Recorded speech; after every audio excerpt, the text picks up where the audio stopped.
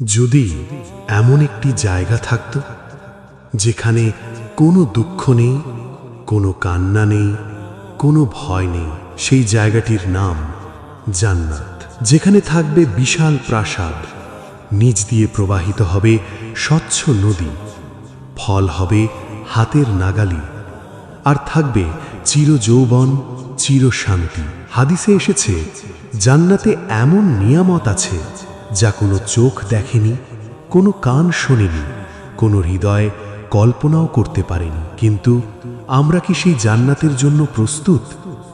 আজ যদি মৃত্যুর ডাক আসে, আমাদের আমল কি যথেষ্ট? চলুন আজ থেকেই বদলে যাই, নামাজ ঠিক করি, গুনাহ থেকে ফিরে আসি।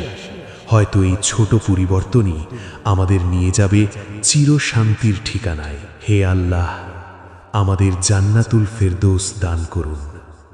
আমিন।